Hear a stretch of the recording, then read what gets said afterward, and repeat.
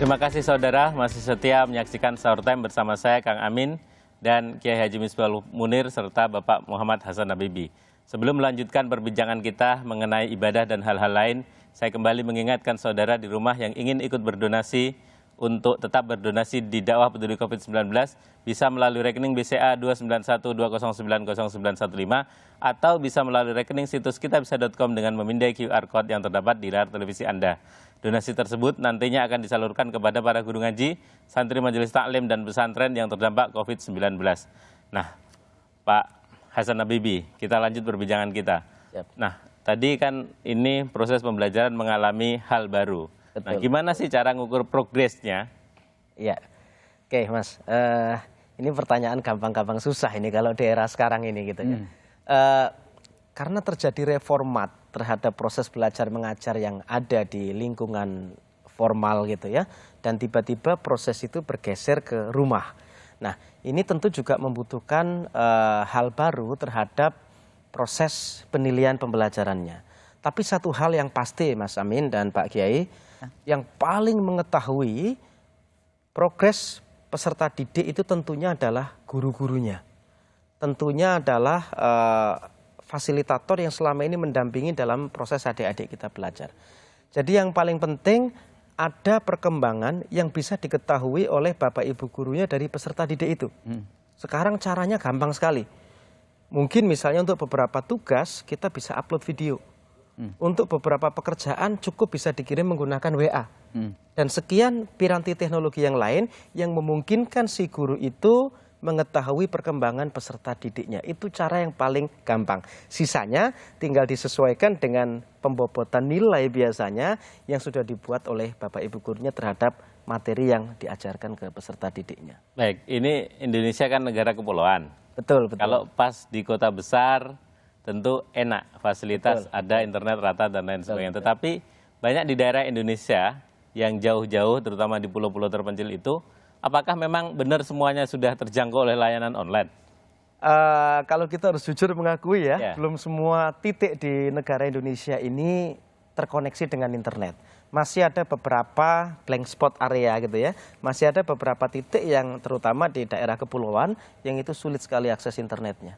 Nah, itu cara ngatasinya gimana?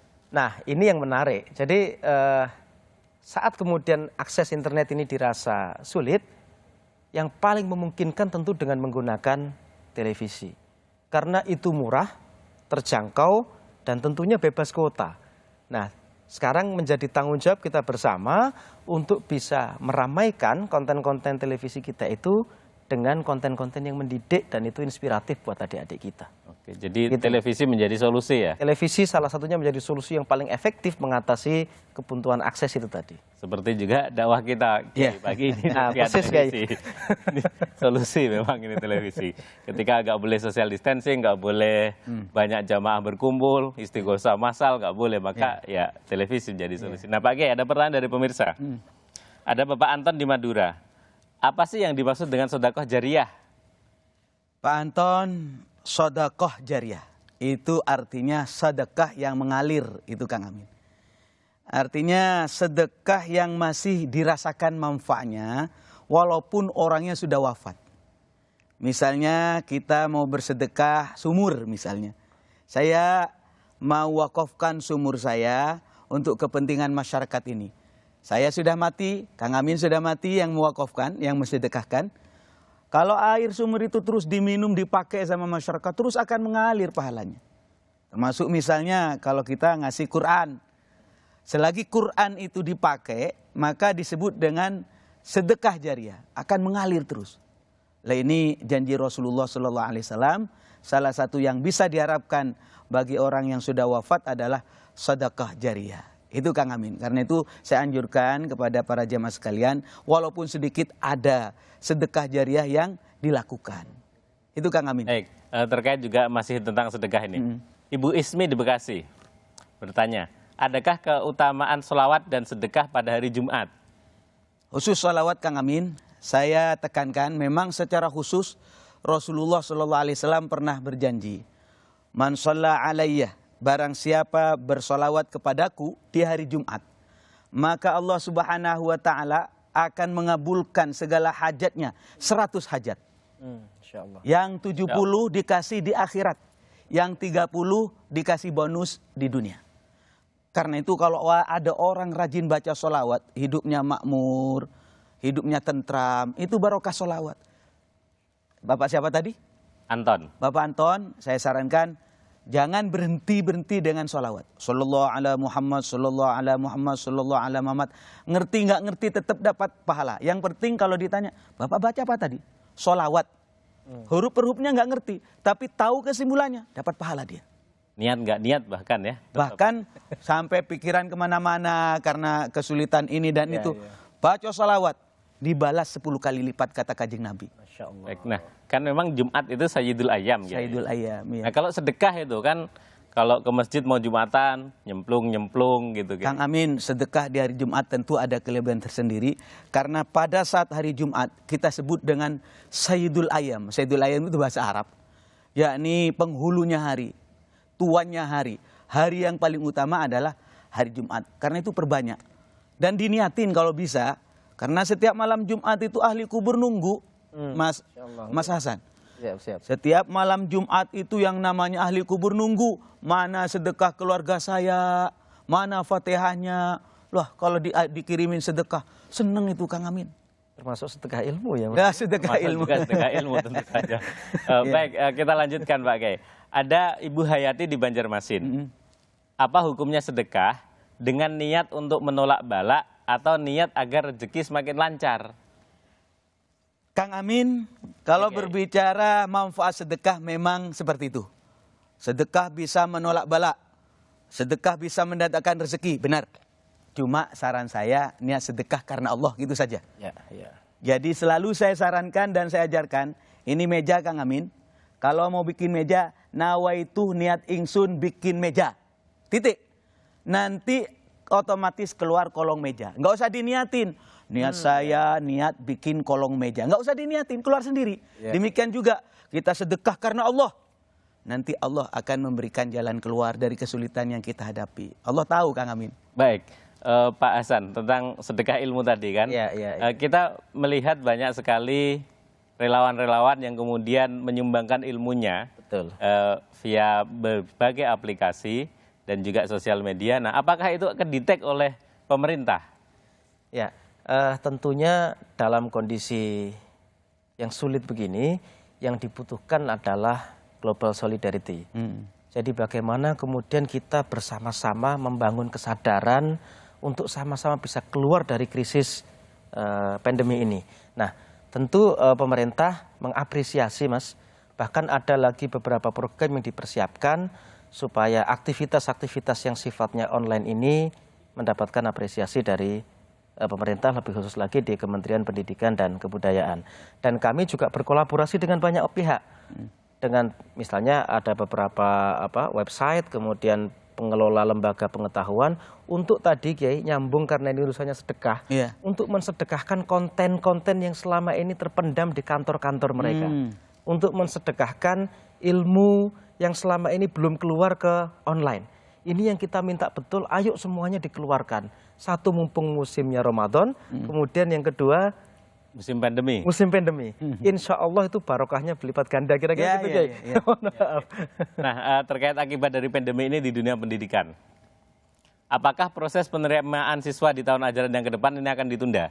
Naik kelasnya gimana gitu? Kalau pengumuman naik kelas kan sudah kemarin.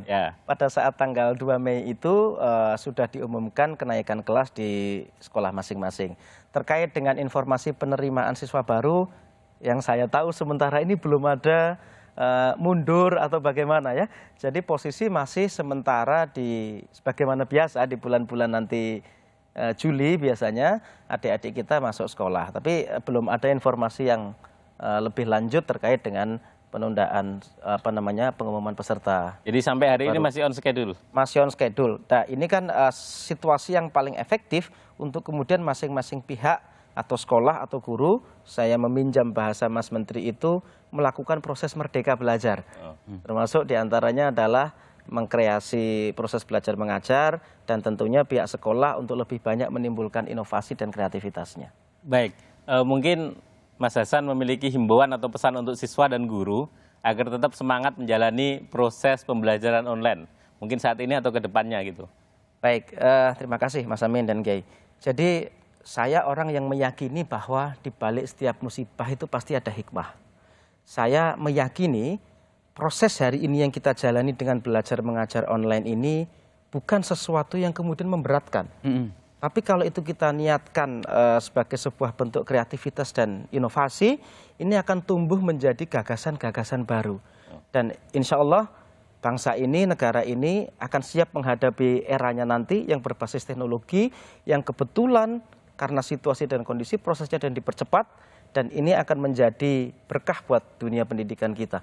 Jadi buat orang tua, buat para guru, pihak sekolah tetap optimis, kemudian buat Bapak Ibu guru tetap bimbing adik-adik kita dengan sebaik-baiknya, dan buat para siswa nikmati saja prosesnya, dan insya Allah kita tetap bisa belajar dengan baik dan tetap bisa naik kelas tentunya gitu ya, dan mengikuti proses-proses pendidikan selanjutnya.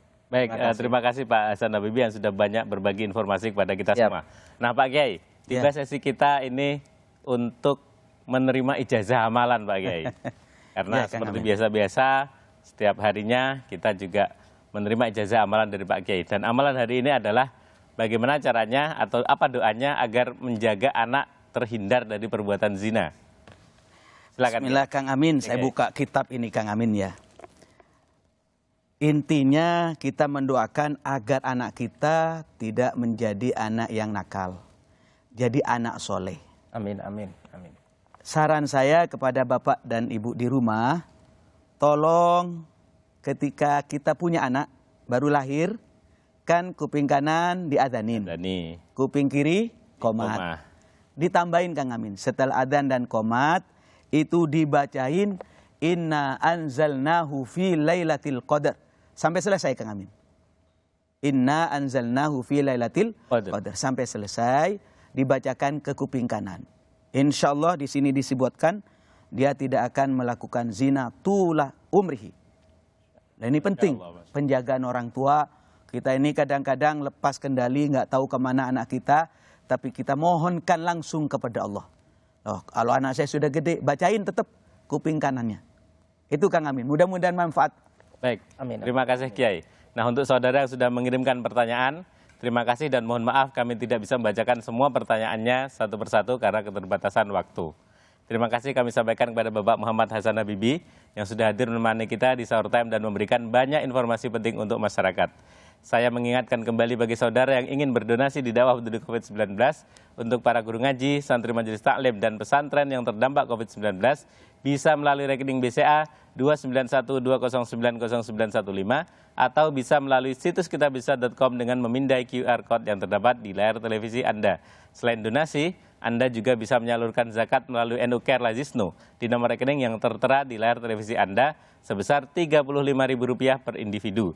Tetap saksikan Sahur Time karena nanti Kiai Haji Misbahul Munir akan membimbing kita untuk berzikir bersama, berdoa bersama. Mari siapkan hati, siapkan niat dan ambil wudhu. Setelah ini Sahur Time akan kembali setelah berikut ini.